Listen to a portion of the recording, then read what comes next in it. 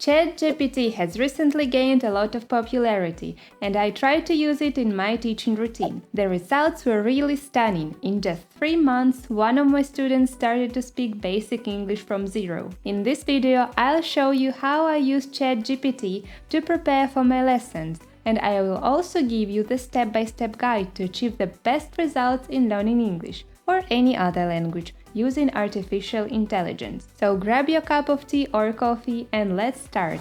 ChatGPT was launched in November 2022, but has already become probably the most frequently used artificial intelligence model language in the world. So I just decided to give it a try and discovered that it is extremely useful for learning and teaching languages. The first and the most basic thing you can do is to use ChatGPT as an explanatory dictionary. There are a lot of different dictionaries that provide trustworthy information like Cambridge, Oxford, Longman dictionaries.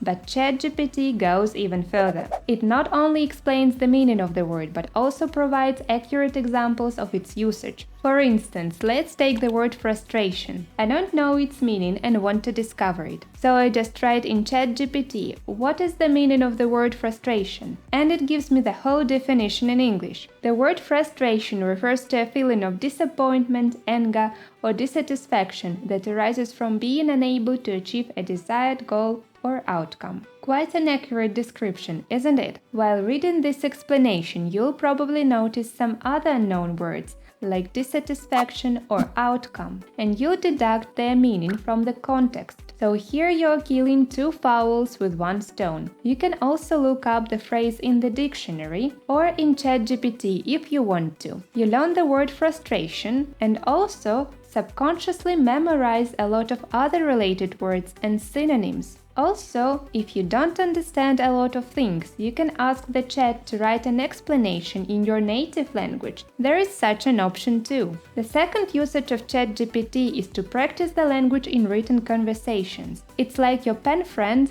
but always available and without human disadvantages, like misspelling words or committing other mistakes. Let me show you how the conversation might go. So I'll just type, ask me about my day. Let's wait a couple of seconds. Sure, how was your day? Let it be excellent. That's great. Can you tell me about what you made your day excellent? Did anything specific happen, or did you just have a good overall feeling? Interesting, and it is writing grammatically correct. Let's type, I had a great breakfast today. That's wonderful to hear. What did you have for breakfast that made it so great? So let's stop it now. As you can see, the conversation might go on, and you can stop it or continue. ChatGPT is even more valuable if you are not just starting to learn a new language from scratch, but if you already have some level like A2 or B1. It's very easy to gradually elevate your level, adding complexity to the text you read and the exercises you do. For instance, you want to practice past simple tense and your level of English is around A2. So you just write in the chat, create an exercise in English to practice past simple tense for A2 level. And it just creates the whole exercise using the words appropriate for A2 level, so there won't be any unfamiliar words and you could focus only on practicing past simple tense. And it's just the example with English and past simple tense. You can do the same with German, Chinese, Ukrainian or any other language and with any other activity. You can practice not only a particular tense or grammar rule, but also generate an exercise you want. It's a very painful mistake to think that chat is only useful to create basic exercises, patterns, and so on. On the contrary,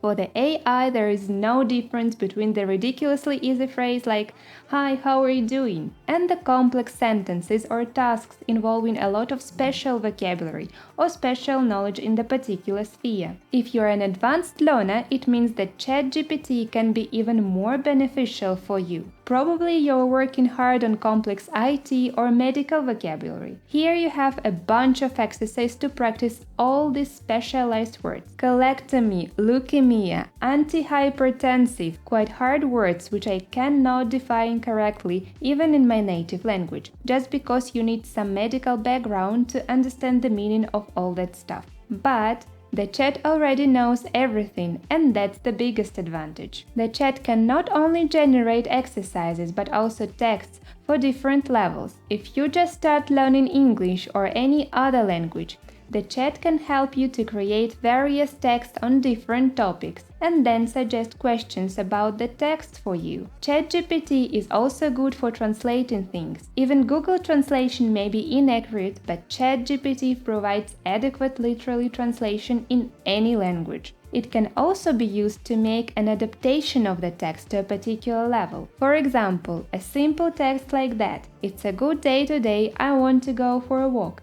can be converted into a monstrous, hard-for-understanding passage like this. If you read carefully the passage, you'll see that the sense of this entire paragraph is very similar to the simple idea expressed in the first text. "It's a good day today, I want to go for a walk." The difference is in the level, A1 versus C2. That's it. So it seems like the chat is one of the best ways to learn any language, and you might say, "Natalie, I don't need a human tutor to learn a foreign language." No, that's not true. ChatGPT is a perfect tool, but it's a tool, not the independent tutor. The chat can successfully do one well-formulated task at a time, but if you give it the whole task, it may be too challenging for the AI. Only a human being can handle that. It can create even the entire learning program, but it will be very general. Of course, you can ask the chat to deepen into each of the suggested topics, but without correctly set tasks, ChatGPT is not worth a cent. It is you who should understand the rules and the basics of teaching English to successfully learn the language. ChatGPT can serve as a good helper,